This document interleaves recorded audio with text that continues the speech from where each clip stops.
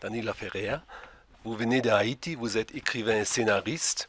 En 1976, vous vous exilez à Montréal. Vous recevez le prix Médicis en 2009 pour votre roman L'énigme du retour. En décembre 2013, vous êtes élu membre à l'Académie française. Dans votre bibliographie, j'ai choisi deux livres qui sont représentatifs pour vos œuvres. L'art presque perdu de ne rien faire, paru à Montréal et ensuite à Paris en 2014. Vous y évoquez l'accélération de la vie que nous plaignons tous.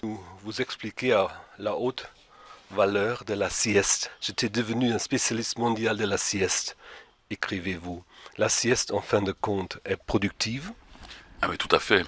Et c'est pas du tout un arrêt dans le mouvement de la vie. C'est aussi la possibilité d'avoir une énergie nouvelle. Mais c'est pas une énergie qu'on doit mettre au service du bien-être collectif tout de suite. Non, cette énergie nous permet de prendre du recul face à l'activité quotidienne incessante. Si les hommes continuent à être aussi épuisés, aussi infatigables, aussi actifs, nous allons vers le mur. Parce que si nous ne prenons pas de recul, nous prendrons des décisions qui sont néfastes pour la vie collective.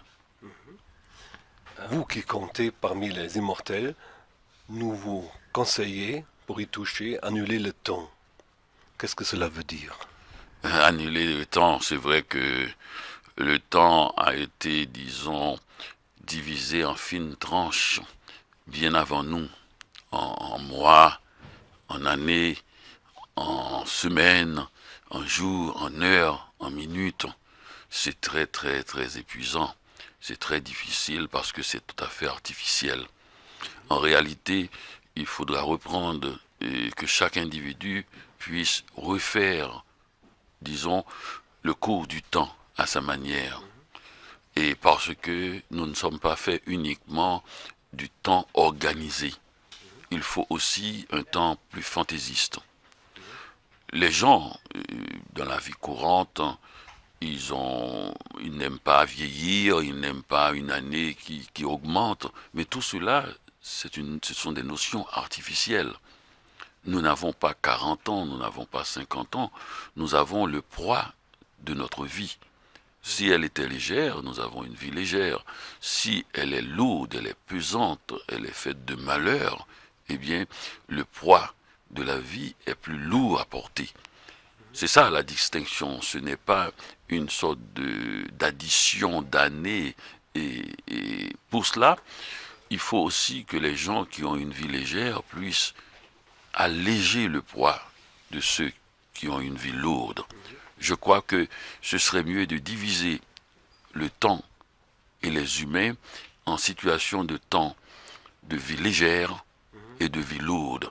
Au lieu de dire quel âge avez-vous, on peut dire avez-vous une vie légère ou une vie lourde. Si votre vie est plus légère que la mienne, veuillez m'aider à porter un peu ma vie. Oui. Ça revient un peu à aussi capter l'instant, n'est-ce pas? Tout à fait, tout à fait. Et c'est ça qui est un peu difficile dans la vie que nous menons, c'est l'absence de fantaisie. Vous aimez vivre en ville.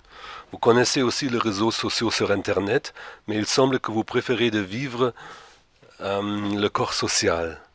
Tous vos articles, ces aperçus, je dirais presque aussi ces formes brèves, sont imprégnés d'une sociologie vivante.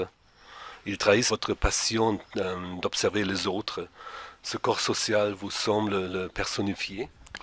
Ah oui, tout à fait, bien sûr, nous sommes des individus, mais nous sommes à l'intérieur d'un corps social très étrange, parce que c'est l'ensemble de gens dans une société qui forment le corps social. Mais en réalité, ce corps social, des fois, agit comme s'il était une personne. On dirait que la décision collective ressemble à la décision que pourrait prendre une personne. Des fois, elle est aveugle, ce corps social. Ce corps social est aveugle et agit comme cela, comme si c'était une voiture conduite par un alcoolique. Mais d'autres fois, le corps social est d'une précision de maniaque.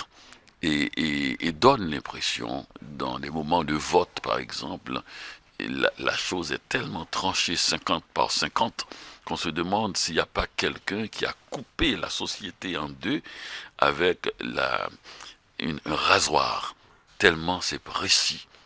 Donc ce corps social est à la fois l'ensemble des gens et en même temps chaque individu. C'est extrêmement intéressant. Quant aux réseaux sociaux, je m'en sers très peu, même si je regarde, je parle pas Internet, parce que je n'ai pas le téléphone, je suis pas sur Twitter, Facebook, et je reprends de plus en plus la lettre écrite. Je crée à la main des lettres que j'envoie aux gens. Ça me permet d'avoir du temps, puisque quand on écrit sur Internet, les gens vous répondent trop vite. Et dans une journée, vous pouvez avoir plusieurs correspondances. Moi, ça doit me prendre de 5 à 8 jours. Donc il faut que j'écrive par lettre et qu'on me réponde par lettre. Ça fait vivre le bureau postal et le bien-être de la société. Et en plus, ça calme les gens trop énergiques qui peuvent écrire plusieurs courriels, plusieurs mails par jour et nous épuisent. Quand j'écris une lettre par la main à mes collègues, cette lettre a parfois un peu plus d'autorité qu'un mail. Absolument, bien sûr. Et d'abord à la main, et ensuite, nous-mêmes, nous donnons une sorte d'importance à la lettre en l'écrivant à la main, et la personne qui la reçoit a l'impression que ce qu'on appelle la chose écrite, quelque chose d'officiel. La plupart de vos livres ont des formes brèves, des chapitres brefs. Comment vous appelez-vous cette forme? Mais c'est la forme du paresseux. Je n'aime pas ennuyer les gens, je n'aime pas m'ennuyer non plus, et c'est pour cela que mes livres sont faits de petites chroniques brèves et souvent diversifiées, et pour me permettre de changer de ton, de changer d'humeur, et je privilégie, j'allais dire, la tapisserie, faire plusieurs choses de couleurs différentes, d'humeurs différentes, et qui paraît très dispersé de près. Mais quand on recule pour voir le paysage complet, on voit l'harmonie qui existe dans cela. Cela arrive souvent vers la fin du livre, et là on comprend que c'était un puzzle et que toutes les parties sont bien imbriquées les unes dans les autres, même si le détail des dessins est souvent différent. On pourrait dire que ce sont des essais qui font le tour d'un sujet. Oui, j'aime bien cette idée de plusieurs angles, de dizaines, de centaines d'angles ou façons de voir un sujet, parce que ce que je combats, c'est le point de vue unique, le tunnel, cette façon de voir les choses d'une seule manière. Et je crois que non seulement ça montre la diversité du regard humain, que nous pouvons voir les choses différentes, au lieu de regarder ça comme étant l'autre comme un opposant, parce qu'il voit différemment ce que nous voyons, eh bien si nous essayons de voir différemment la même chose aussi, en nous mettant à des angles différents, je crois que nous nous épargnerons des oppositions avec les autres et moins tranchées. L'idée, l'esprit humain, je ne dis pas la morale humaine, il faut des fois prendre position et ne pas être d'accord. Mais l'esprit humain, c'est quelque chose qui nous permet, un instrument qui nous permet de nous mettre à la place de l'autre. Vos essais nous font aussi jeter un regard nouveau sur le monde. Vous appelez un chapitre La fabrication du monde. On peut reconstruire le monde avec la littérature. Avec le rêve, avec la fantaisie, avec la rêverie, et beaucoup de choses inutiles. Je crois que le danger du monde, c'est quand des gens trop efficaces finissent par enlever tout ce qui semble fantaisiste, légère et inutile, et à ce moment-là, croyant que c'est facultatif. Mais en réalité, ce sont des choses essentielles, puisque la fantaisie et le rêve sont la respiration du monde. on va avoir toutes les choses bonnes, efficaces, mais l'organisme ne sera plus vivant parce qu'il n'aura pas d'oxygène. Il faut oxygéner le monde. Et on ne peut le faire qu'avec des choses inefficaces, légères et fantaisistes. Dans le journal d'un écrivain pyjama à Montréal, paru en 2013, vous nous proposez toute une poétique. Vous nous expliquez comment la littérature fonctionne. Vous partagez avec nous votre passion pour la littérature. Vous y insistez sur la lecture. Lire, vous le répétez 3 fois comme chapitre, comme titre pour un titre. Comment un élève de français peut-il aujourd'hui se faire attraper par le virus de la lecture? Vous savez, c'est toujours ainsi le problème. Une dame, une fois, est venue me voir dans un salon du livre à Montréal, me disant, écoutez, monsieur Laferrière, je suis professeur de français.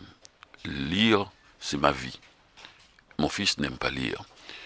Alors je suis en plein désarroi.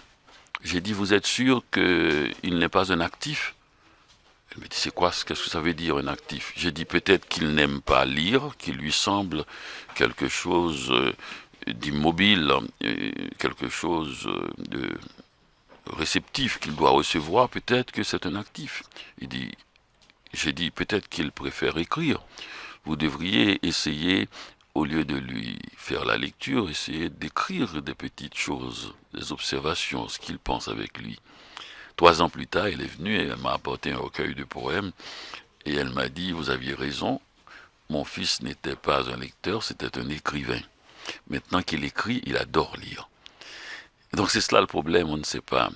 Et lire et écrire sont complètement imbriqués, mais certains commencent par lire et écrivent après, d'autres commencent par écrire et lisent après.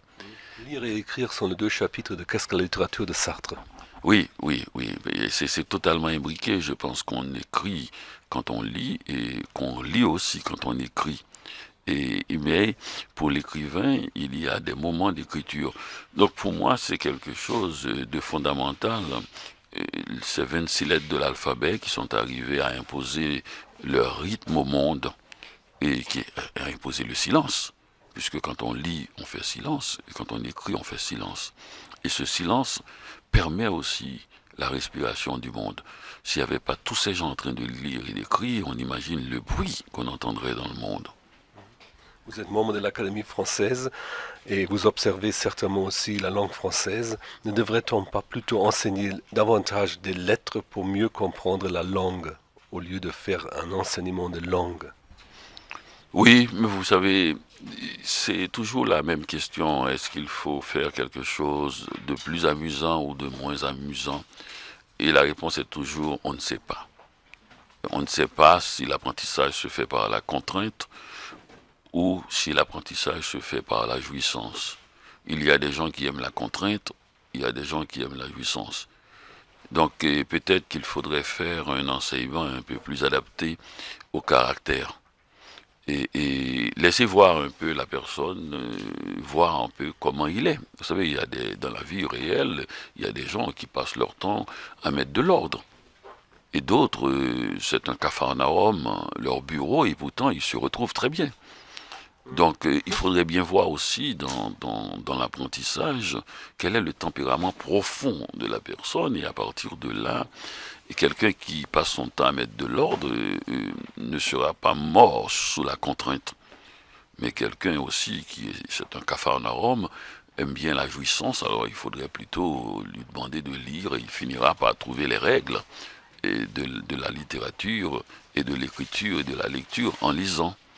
Vous écrivez aussi la lecture est un acte mystérieux. Qu'est-ce que c'est? C'est très étrange. Quand on lit, on écoute des gens qui sont morts depuis longtemps. C'est la plus grande magie. Ça veut dire Le livre n'est pas mort. Le livre n'est pas mort. Non, la personne n'est pas morte non plus, puisqu'elle nous parle et nous écoutons en silence. Sauf qu'il était vivant il y a 3 à 4 siècles. Mais c'est très étrange. Nous n'arrivons pas à écouter nos voisins plus de 5 minutes et ça fait 4 jours que nous sommes avec Tolstoï. C'est magnifique. C'est mystérieux. C'est la plus grande magie. Si vous dites à quelqu'un dans une salle, je vais vous faire écouter quelqu'un mort il y a très longtemps, tout le monde vous dira, même si c'est dans une séance de magie, que c'est impossible. En réalité, nous le faisons quand nous lisons. Je vous remercie. Merci beaucoup.